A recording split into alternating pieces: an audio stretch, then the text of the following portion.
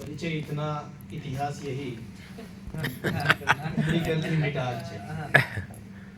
और जब हार्दिक जी ने अपनी बात रखी और अपने जज्बातों को शब्दों में जब पिरोया सुरों की साथ दे करके, तो उसके बाद कुछ कहने सुनने के लिए बाकी नहीं रह जाता है। और ये मेरे लिए भी बड़ा कष्टप्रद है कि उस समूह को संबोधित करना जो सवेरे से बैठा हुआ है और समय अपनी सीमा लांघ रहा है, फिर भी बाध्य होकर के विवश होकर के बैठना पड़ रहा है और सुनना पड़ रहा है। और ये भी कहा जाता है, माना जाता है कि सच्चा और अच्छा वक्ता वह होता है जो श्रोता की मानसिकता को समझता है। तो मैं तो आपकी मानसिकता से वाकिफ हूं, लेकिन मेरी मानसिकता से भी आपको वाकिफ होना पड़ेगा। और इसलिए भी होना पड़ेगा क्योंकि मैं भी कर्नाटक से महाराष्ट्र आया हूं और मैं भी ये चाहता हूं कि चलो ठीक है, आधे घंटे का समय ना सही, कम से कम 5 मिनट तो मैं तोड़े सर आपकी अनुमति हो तो मैं अपनी बात रखूं, क्योंकि आप सभी को सुना है तो अब आपकी बारी है, आप भी मुझे थोड़ा सा सुने। जी सर। तो बहुत अच्छा यह सत्र रहा और सत्राध्यक्ष की जो भूमिका होती है तो बड़ी सहज और स्वाभाविक भूमिका होती है, क्योंकि उनका जो बोझ होता है वो बहुत हद तक हल्का हो जाता है, क्योंकि सभी ने अपनी अपनी बात रखी और बहुत कुछ कह दिया और कुछ कहने के लिए अधिक शेष नहीं रहा है। लेकिन जो छूटा है तो उस पर मैं अपनी थोड़ी सी बात रखूंगा। सबसे पहले मैं ये स्पष्ट कर दूं कि जो 5 प्रपत्रवाचक हमारे मध्य उपस्थित हुए तो उन्होंने अलग अलग विषयों को हमारे सम्मुख प्रस्तुत किया।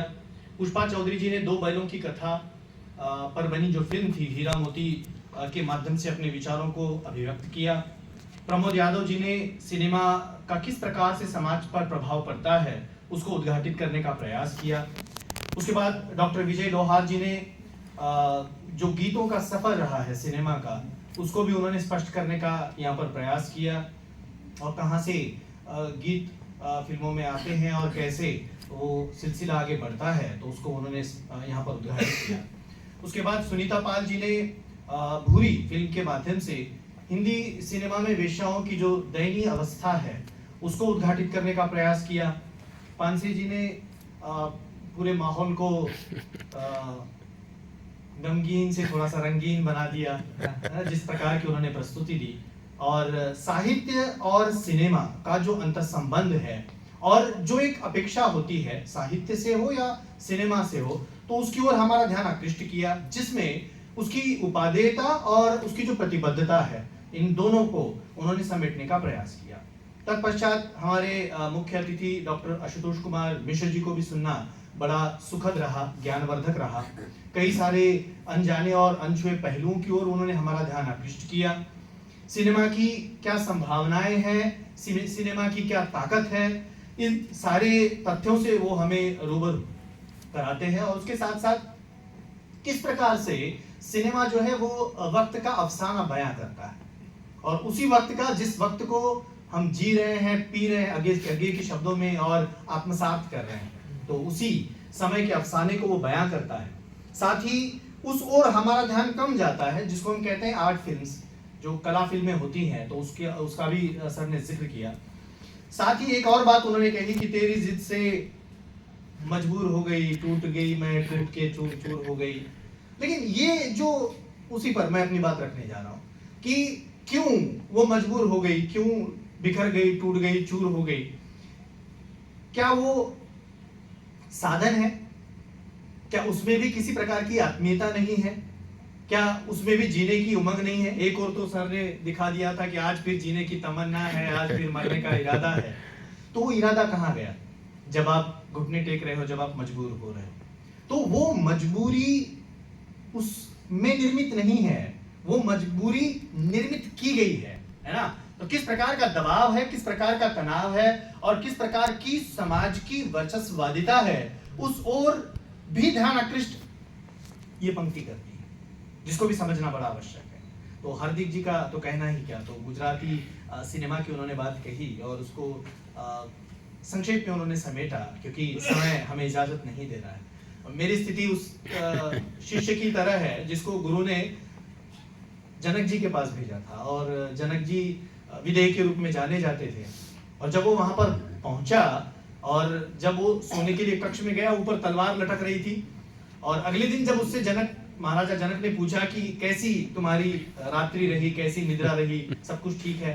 तो कहता है, महाराज मैं सो नहीं पाया रात भर, ये तलवार टंग रही थी ऊपर, और कब नीचे आ जाए और कब प्राण हर ले कुछ कहा नहीं जा सकता। हमारी स्थिति भी उसी प्रकार की है। समय की तलवार तोड़े जी ने टांग दी हमारे ऊपर, और हम जो कहना चाहते हैं शायद कह ना पाए हो, लेकिन जो जज्बात है ना, वो शब्दों के मोहताज नहीं होते, और वो अपना काम कर गए, है ना, वो भावों को बयां कर गए।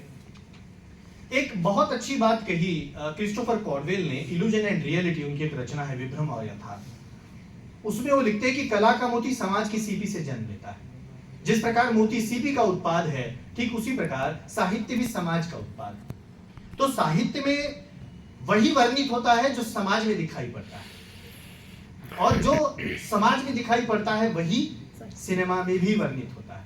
तो दोनों का जो उत्स है वो समाज है, लेकिन दोनों की अभिव्यक्ति में अंतर है। और उस अंतर को हम इस रूप में देख सकते हैं कि जहां सिनेमा एक पूर्णतः व्यावसायिक माध्यम है।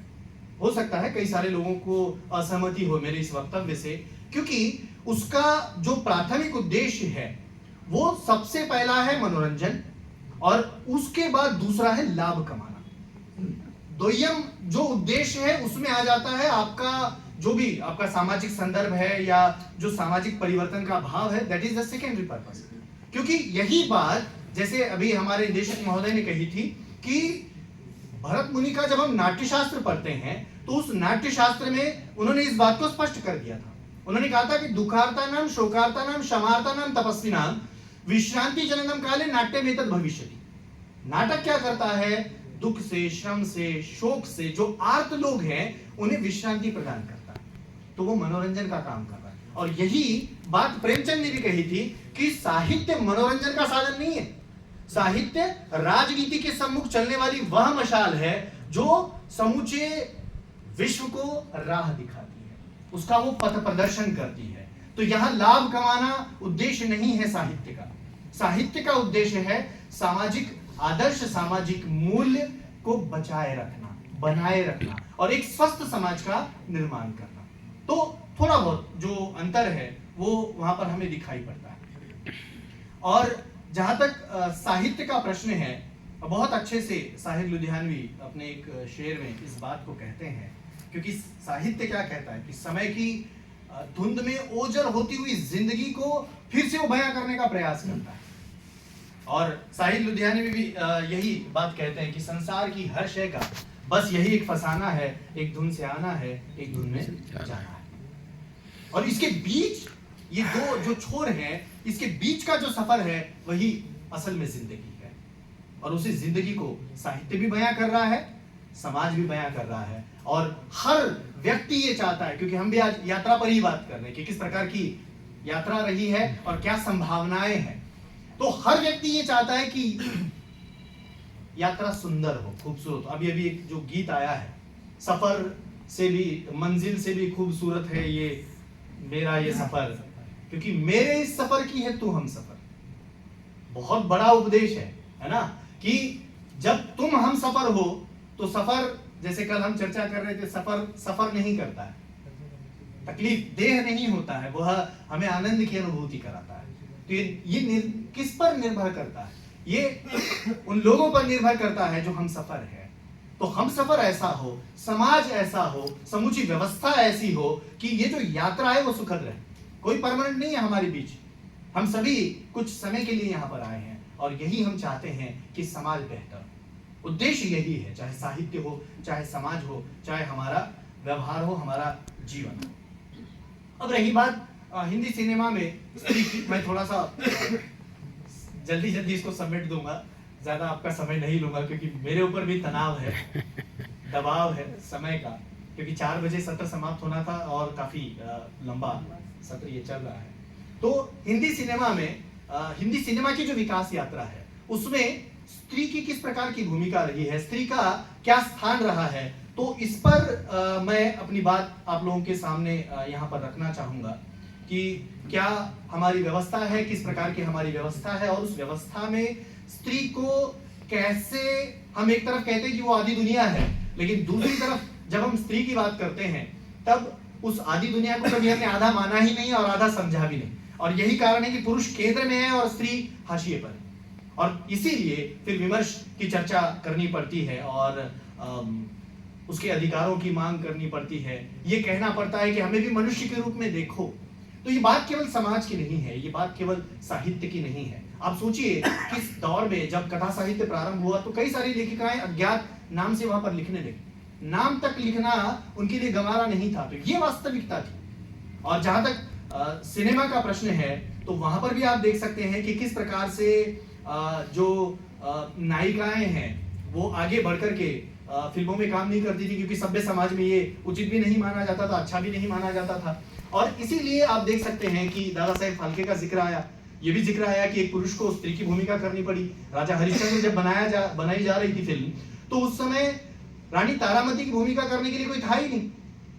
कितने लोगों के सामने उन्होंने प्रार्थना की कि आप इस किरदार को निभाइए, लेकिन दृष्टिकोण समाज का किस प्रकार का था सिनेमा के प्रति कि जिसके चलते कोई तैयारी नहीं हुआ, अंततः थक हार कर एक होटल में गए और वहां बैठ करके जब चाय पीने लगे तब वेटर को देखा इसकी चाल ढाल तो स्त्री के जैसी है, दिखने में भी अच्छा है, इसी को तारामती बनाते हैं, और उन्होंने उसी को तारामती बनाया। एक पुरुष ने स्त्री का किरदार वहां पर निभाया, लेकिन फिर उसके बाद हम देख सकते हैं कि धीरे धीरे स्थितियां बदली और स्थितियां पूरी तरह से एक तरह से करवट नहीं बदलती, तो धीरे धीरे समय के साथ साथ चीजें परिवर्तित होती गई और स्त्री की जो तस्वीर सिनेमा प्रस्तुत करता है वो भी लगभग इसी प्रकार की है।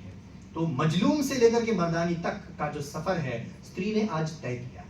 तो प्रारंभिक दौर की जो नायिकाएं हैं हम देख सकते हैं कि किस प्रकार की नायिकाएं हमें दिखाई पड़ती हैं, और जैसे सर ने भी जिक्र किया कि जो स्त्रियां प्रारंभ में काम कर रही थी वो ज्यादातर मतलब भारत के बाहर की थी, मतलब एंग्लो इंडियन, एंग्लो एशियन, ये सारी स्त्रियां थी। नाम भले भारत के रख दिए गए थे, उनके भारतीय नाम थे, लेकिन वो सारी बाहर की स्त्रियां थी।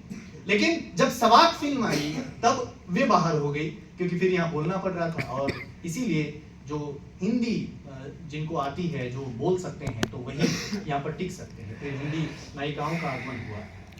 तो जो शुरुआती दौर था ये लगभग इसी प्रकार का हमें दिखाई पड़ता है, लेकिन जो चित्र बदला वास्तविक रूप में वो लगभग 1950 के बाद, मतलब आजादी के बाद का जो चित्र है वो परिवर्तित होता हुआ आपको दिखाई पड़ता है। और इसमें आप देख सकते हैं कि कई सारी जो फिल्में हैं, बंदिनी है, सुजाता है, मदर इंडिया है, मुगले आजम है, सारी फिल्में अपने आप में नारी की विशिष्ट स्थिति को बयां करती है। और इसमें भी आप देखें तो जो मदर इंडिया का कैरेक्टर है वो शायद ही कहीं हुआ हो, और सबसे अच्छी बात ये भी थी कि ये पहली भारतीय फिल्म थी जो ऑस्कर के लिए नामित की गई थी। एक वोट के लिए इसको पुरस्कार प्राप्त नहीं हुआ, लेकिन पुरस्कार सब कुछ नहीं होता है, जैसे हम हमारे छात्रों को भी कहते हैं कि मार्क्स सब कुछ नहीं होते हैं। इस फिल्म ने इतनी दिल में जगह बना ली लोगों के कि अद्भुत कैरेक्टर रहा है ना, उस स्त्री का जो माँ का कैरेक्टर कर रही है ना, आयु भी उतनी नहीं है लेकिन फिर भी उस पात्र को अमर कर दिया। एक छोटा सा मैं यहाँ पर आपको एक दृश्य दिखाना चाहूंगा उस माँ का, कि भारत की माँ कैसी है, कितनी सशक्त है, और किस प्रकार से वो हिचकती नहीं है जब कभी अन्याय और अत्याचार होता है, गलत होता है।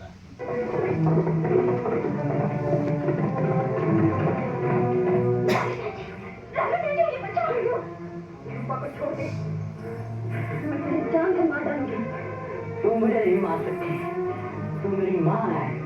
मैं एक औरत हूँ। मैं तेरा बेटा हूँ। रूपा तुम्हारी गाँव की बेटी है, वो मेरी लाज है। फिर जो तुम्हें बेटा दे सकती हो, लाज नहीं दे सकती। तुम मार सकती है तो मार, मैं भी अपनी फसल नहीं करूँगा।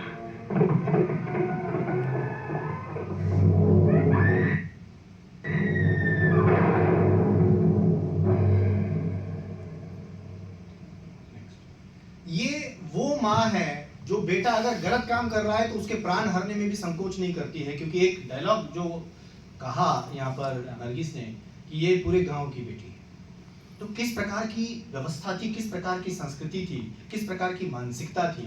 बेटे को पूरा यकीन है कि ये मेरा कुछ नहीं बिगाड़ सकती, लेकिन माँ ने बिल्कुल उसको समाप्त कर दिया। तो इतने सशक्त चरित्र होने के बावजूद आगे आप देख सकते हैं कि 60 का जो दशक है वो इस तरह का दिखाई नहीं पड़ता है। यहाँ पर भी वही नायिका है जो पेड़ों के चक्कर काटती है ना, साइकिल पर गीत गाती है, तो इसी प्रकार की स्थितियां दिखाई पड़ती है। लेकिन अगर यहाँ पर भी आप देखें, गाइड की सबने चर्चा की थी, साहिब बीबी और गुलाम की अगर हम बात करें तो इसमें सशक्त महिला किरदार हैं, लेकिन उस तरह की बात दिखाई नहीं पड़ती जो समूचे नारी किरदार को एक नए रूप में वहां पर प्रस्तुत कर सके। लेकिन 70, 80 और 90 के दशक की अगर हम बात करें तो कई सारी फिल्में जिनकी अभी चर्चा हुई, अभिमान है, मिली है ना, सुजाता है, 2 बीघा जमीन या उमराव जान, तो इसमें आप देख सकते हैं कि क्योंकि यहाँ भूमंडलीकरण ने दस्तक दी थी 90 के दशक, और वहां से फिल्मों के प्रति जो नजरिया है या रवैया है या फिल्मों की जो प्रस्तुति है या जिस प्रकार की तकनीक का अवलंब किया गया, तो इसमें जो परिवर्तन है वो खासा हमें नजर आता है। और अगर और आगे थोड़ा सा हम बढ़ते हैं, अगर अंतिम दशक की हम बात करते हैं, तो यहाँ पर जो सशक्त स्त्री चरित्र जो है वो हमारे सम्मुख प्रस्तुत होते हैं। 1990 के बाद 2000 तक की अगर हम बात करें, दामिनी है, परदेश, बैंडिट क्वीन है ना, जुबेदा, क्या कहना, लज्जा,